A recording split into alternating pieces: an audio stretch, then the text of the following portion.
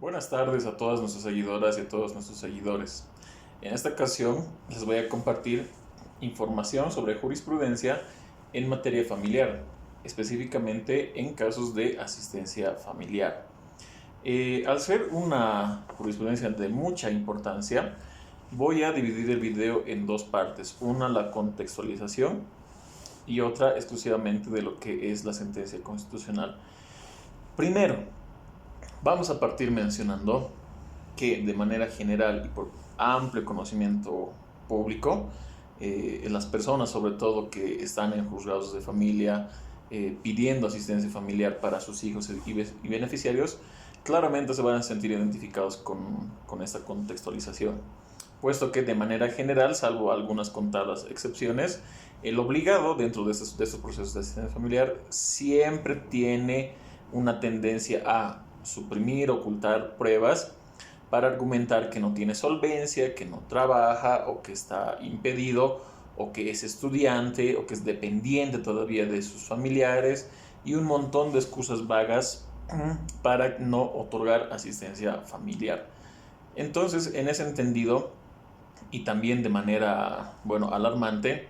es que se aplica a letra muerta lo que dice la ley 603, sobre todo en lo referente a la fijación de la asistencia familiar. Y en muchos videos, en muchos casos van a poder ver, decir que solamente es el monto mínimo 450, que no se puede dar menos que eso, que se tiene que acreditar sí o sí que el obligado tiene solvencia, que tiene trabajo formal, un montón de excusas vagas por la no fundamentación jurídica en los casos de asistencia familiar. Cada caso es distinto. No se puede comparar uno con otro porque las personas mismas son distintas. Entonces, si bien estamos hablando de asistencia familiar, se le debe dar un trato diferenciado a cada tipo de caso. Entonces, justamente de la revisión de amplia jurisprudencia para un caso de asistencia familiar de esta semana que me tocó llevar, es que se pudo dar con esta sentencia constitucional. La sentencia constitucional 0140 quebrado 2018-S3 de fecha 20 de abril de 2018, actualmente vigente, nos habla de manera clara e inequívoca cómo es que debería realizarse, en pocas palabras, un procedimiento para fijación de asistencia familiar conforme las necesidades de los menores y beneficiarios. Inclusive ejemplifica esta sentencia constitucional sobre los ítems que deben ser cubiertos por el obligado y también por el progenitor o progenitora en estos casos que tiene la guarda del menor. Y vamos a pasar a explicarlo de la siguiente manera, con la debida ya contextualización que les había mencionado con anterioridad. Entonces, la sentencia constitucional que les hago referencia parte primero con, obviamente, normativa internacional en beneficio de los menores y beneficiarios, porque son una población vulnerable, ¿no? Precisamente al ser menores de edad, necesitan de protección especial y así los reconoce no solamente la normativa internacional, sino nuestra constitución política del Estado. Y claramente establece esta sentencia, ¿no? Hace todo un resumen, una fundamentación, una correcta fundamentación, donde indica claramente que, primero, ambos progenitores están en igualdad de condiciones y en igualdad de obligaciones para proporcionar a los hijos y beneficiarios un monto de asistencia familiar acorde a las necesidades del menor y beneficiario, y no así sola y exclusivamente en comparación con los supuestos ingresos del obligado, ¿no? Entonces, les voy a señalar, para no ser muy redundante, voy a señalar las partes más fundamentales para que ustedes comprendan de esa sentencia constitucional, porque obviamente se le concede la tutela solicitada a la peticionante, ¿no? Nuestra Constitución Política del Estado asumió estos mandatos internacionales y los incorporó en su contenido, señalando que es deber del Estado, la sociedad y la familia garantizar el interés superior de los niños, niñas y adolescentes, y que los progenitores tienen el deber de atenderlos y cuidarlos en igualdad de condiciones mediante el esfuerzo común para otorgarles una vida digna y una formación integral. Entonces, vamos a señalar lo que indica también esta sentencia constitucional con referencia a la contextualización. En el presente, se advierte que muchos de las o los obligados son renuentes a cumplir con su obligación y los que la realizan lo hacen en montos que no satisfacen las necesidades básicas de los hijos, usando el argumento que al no contar con suficientes ingresos económicos solo cubrirán un porcentaje de dichas necesidades, sin tomar en cuenta que con esa actitud dejan en desamparo a los hijos.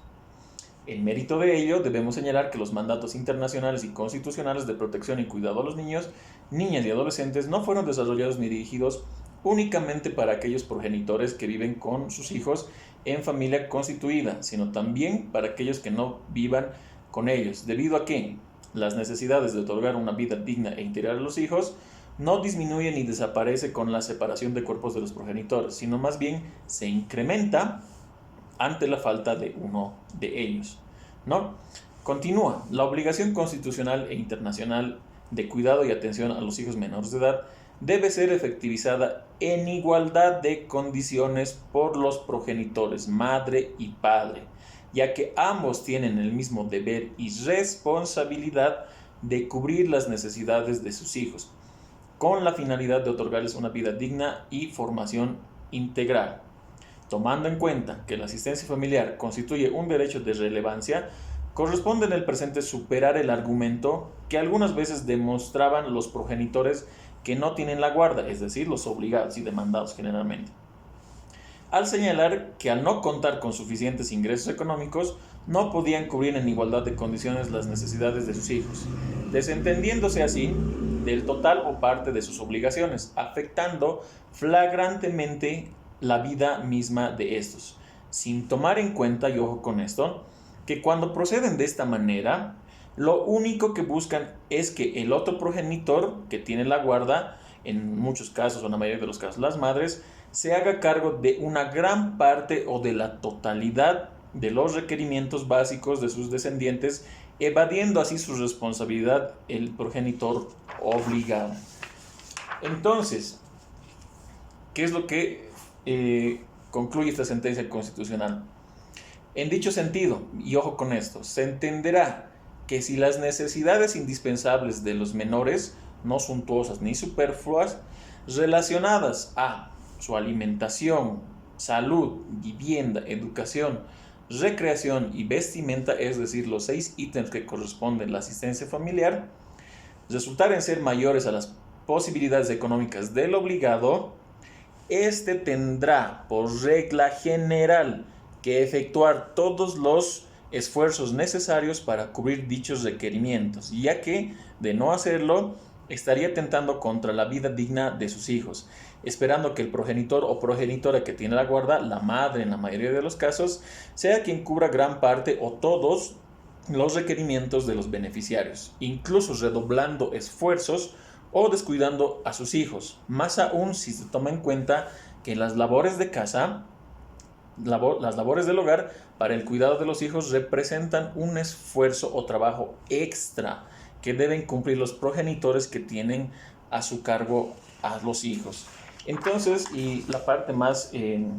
interesante y sabia de esta sentencia constitucional es que ejemplifica, habiendo identificado los 6 ítems que componen la asistencia familiar, esta sentencia ejemplifica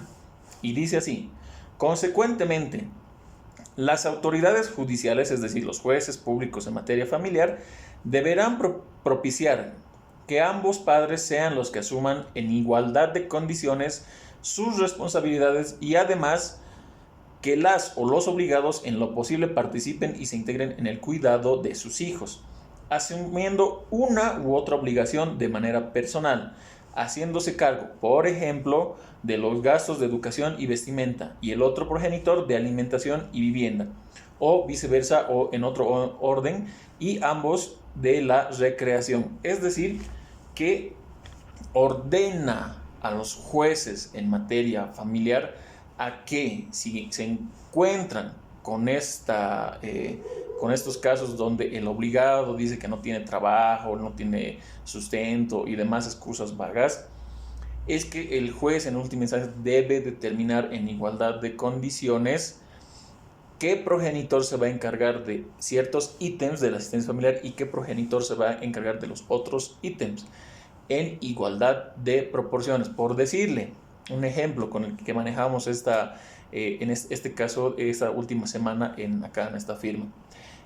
Solo el ítem de educación hacía como pago de colegio arriba de los 2.000 bolivianos, entonces se debía dividir en igualdad de condiciones la responsabilidad tanto para el progenitor que tiene la guarda como para el progenitor demandado y obligado. Es decir, que con esta sentencia constitucional ya no se acaban las excusas para los obligados y demandados. Deben cumplir sí o sí con la asistencia familiar y ninguna autoridad puede disponer lo contrario porque esta sentencia constitucional está vigente y es vinculante. Espero les haya servido la información.